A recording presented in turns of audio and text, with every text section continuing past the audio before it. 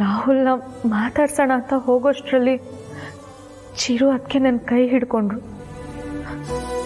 ಅಪ್ಪ ಹೋಗ್ಬೇಡ ಅಂತ ತಡೆದ್ರು. ಆ ಪರಿಸ್ಥಿತಿಲಿ ನನಗೆ ಏನು ಮಾಡಬೇಕು ಅಂತಾನೆ ಗೊತ್ತಾಗ್ಲಿಲ್ಲ. ಸುಮ್ಮನೆ ನಿಂತ್ಬಿಟ್ಟೆ.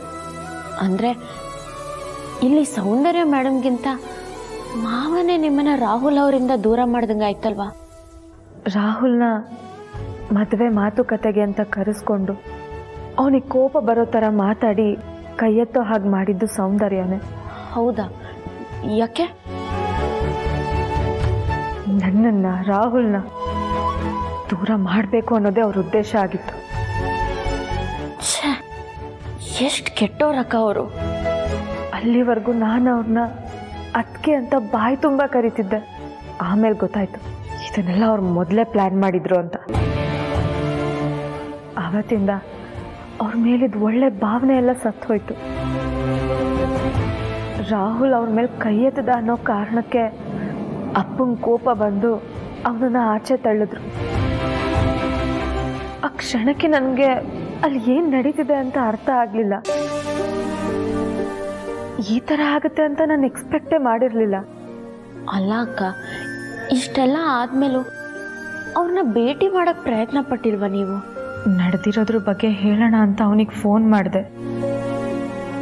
ಬರೀ ಫೋನ್ ನಂಬರ್ ಮಾತ್ರ ಅಲ್ಲ, ಆವತ್ತಿಂದ ನನ್ನ ಮನಸ್ಸನ್ನೇ ಚೇಂಜ್ ಮಾಡಿಕೊಂಡೆ. ಯಾವ ಕಾರಣಕ್ಕೂ ನಾನು ಎಲ್ಲಿದ್ದೀನಿ ಅನ್ನೋ ಸುಳ್ಳು ಅವ್ರಿಗೆ ಗೊತ್ತಾಗಬಾರ್ದು ಅಂತ ನಾನು ಬೆಂಗಳೂರು ಬಿಟ್ಟು ಬಂದೆ.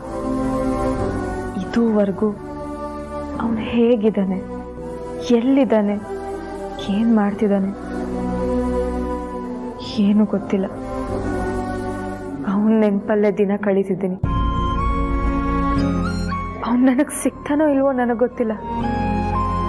ಆದರೆ ನಾನು ಮಾತ್ರ ಅವನ ಕೊನೆಯವರೆಗೂ ಪ್ರೀತಿಸ್ತಾನೇ ಇರ್ತೀನಿ.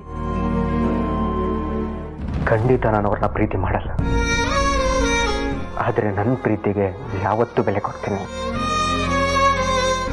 ಅವ್ರು ನನಗೆ ಮೋಸ ಮಾಡಿದ ಸುಳ್ಳಾದರೂ ನಾನು ಅವ್ರನ್ನ ಪ್ರೀತಿಸಿದ ಸುಳ್ಳಲ್ಲ.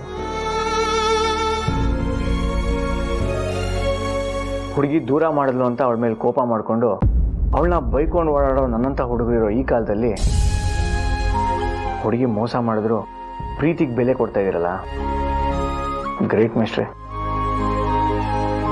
ಆದರೂ ನಿಮ್ಮ ಹತ್ರ ದುಡ್ಡಿಲ್ಲ, ನೀವು ಬಡವರು ಅನ್ನೋ ಕಾರಣಕ್ಕೆ ನಿಮ್ಮನ್ನು ದೂರ ಮಾಡಿರೋದನ್ನ ಅಪರಾಧ ಅಂತಲೇ ಹೇಳ್ಬೋದು. ಅಕ್ಕ, ನನ್ಗೆ ಯಾಕೋ ಬರೀ ಬಡತನದ ಕಾರಣ ಇಟ್ಕೊಂಡು ಅವ್ರನ್ನ ನಿಮ್ಮಿಂದ ದೂರ ಮಾಡಿದ್ದಾರೆ ಅಂತ ಅನಿಸ್ತಿಲ್ಲ. ಅದಕ್ಕೆ ಈ ಸಂದರ್ಭದಲ್ಲಿ ಏನು ಮಾತಾಡಬೇಕು ಅಂತ ಗೊತ್ತಾಗ್ತಾ ಇಲ್ಲ. ಆಗಿರೋದನ್ನ ನೆನೆಸ್ಕೊಂಡು ಕೊರಗೋದು ಬಿಟ್ಟು ಸಮಾಧಾನವಾಗಿರಿ ಅಂತ ಹೇಳ್ಬೋದಷ್ಟೇ. ಈ ಮನೆಯಲ್ಲಿ ಅಪ್ಪನ ಸ್ಥಾನದಲ್ಲಿ ನಮ್ಮ ಸಾಹೇಬ್ ಇದ್ದಾರೆ, ಅಮ್ಮನ ಸ್ಥಾನದಲ್ಲಿ ನನ್ನ ಪ್ರೀತಿ ಅಮ್ಮ ಇದ್ದಾರೆ. ಒಬ್ಬ ಒಳ್ಳೆ ಫ್ರೆಂಡಾಗಿ ನಾನಿದ್ದೀನಿ. ನಿಮ್ಗೆ ಏನೇ ಬೇಜಾರಾಗಲಿ ನನ್ನ ಹತ್ರ ಹಂಚ್ಕೊಳ್ಳಿ. ನಿಮ್ಗೆ ಎಷ್ಟೇ ಖುಷಿ ಆಗಲಿ ದುಃಖ ಆಗಲಿ ಎಲ್ಲ ನನ್ನ ಹತ್ರ ಹೇಳ್ಕೊಳ್ಳಿ. ಸದ್ಯಕ್ಕೆ ನೀವು ಇಲ್ಲಿ ಮಲ್ಕೊಳ್ಳಿ, ನಾನು ಹೋಗಿ ಆಚೆ ಮಲ್ಕೋತೀನಿ. ಸರ್,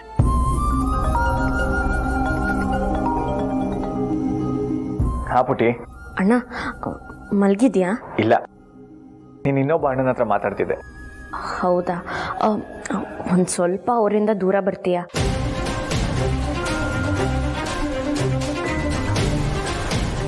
ಯಾಕೆ ಪುಟಿ? ಹೇಳ್ತೀನಿ. ಹಾಂ, ಒಂದು ನಿಮಿಷ. ಸರಿ ಮೇಷ್ಟ್ರೆ, ನೀವು ಮಲ್ಕೊಳ್ಳಿ, ನಾನು ಬೆಳಿಗ್ಗೆ ಸಿಗ್ತೀನಿ.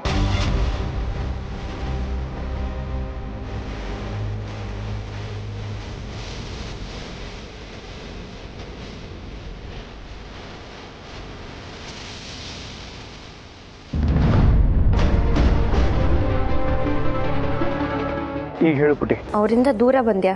ಹ್ಞೂ, ಬಂದೆ. ಏನು ಮಾತಾಡ್ತಿದ್ರಿ ಇಬ್ರು? ಏನಿಲ್ಲ, ಅವ್ರದ್ದೇನೋ ಲವ್ ವಿಷಯ ಹೇಳ್ತಿದ್ರು, ಅದನ್ನೇ ಕೇಳ್ತಿದ್ದೆ. ಹೌದಾ? ಯಾವುದೋ ಹುಡುಗಿ ಅವ್ರಿಗೆ ಮೋಸ ಮಾಡಿದ್ರಂತ? ಹೌದು. ಆ ಹುಡುಗಿ ಮನೆಯವರು ಅವ್ನು ಬಡವ, ಅವನ ಹತ್ರ ದುಡ್ಡಿಲ್ಲ ಅಂತ ಅವಮಾನ ಮಾಡಿ ಮನೆಯಿಂದ ಆಚೆ ತಳ್ಳಿದ್ರಂತ. ಹೌದು. ಅಲ್ಲ, ಇದೆಲ್ಲ ನಿಂಗೆ ಗೊತ್ತಾಯ್ತು? ರಾಹುಲ್ ಅವ್ರು ಹೇಳಿದ್ರ? ಇಲ್ಲ, ಅವ್ರು ಯಾರನ್ನು ಪ್ರೀತಿ ಮಾಡ್ತಿದ್ರೋ ಆ ಹುಡುಗಿ ನಂಗೆ ಹೇಳಿದ್ರು. ಹುಡುಗಿನ? ಯಾರದು? ಅರ್ಚನಾ ಅಕ್ಕ.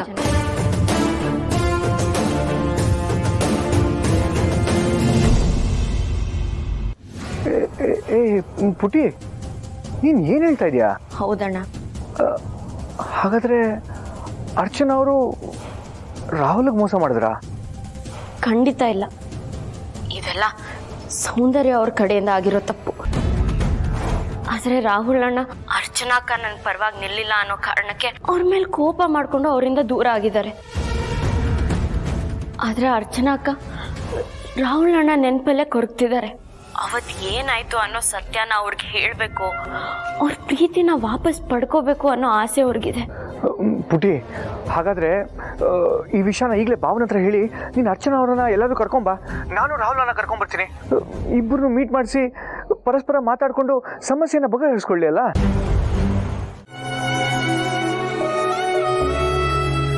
ನನ್ನ ಪ್ರೀತಿ ಸತ್ತಿಲ್ಲ ಅಂತ ನಿಮಗೆ ಹೇಗೆ ಹೇಳಪ್ಪ? ನನ್ನ ಮನಸ್ಸಲ್ಲಿ ಇನ್ನೂ ರಾಹುಲ್ ಇರೋ ಥರ ಅವನ ಮನಸ್ಸಲ್ಲೂ ನಾನಿದ್ದೀನಿ. ಅದಕ್ಕೆ ಅವನು ಬಿಟ್ಟು ಹೋಗಿರೋ ಈ ವಸ್ತುನೇ ಸಾಕ್ಷಿ. ಮತ್ತೆ ಇವಾಗ ರಾಹುಲ್ ಬಗ್ಗೆ ಹೇಳಿದ್ರೆ ನೀವು ಡಿಸ್ಟರ್ಬ್ ಆಗ್ತೀರಾ.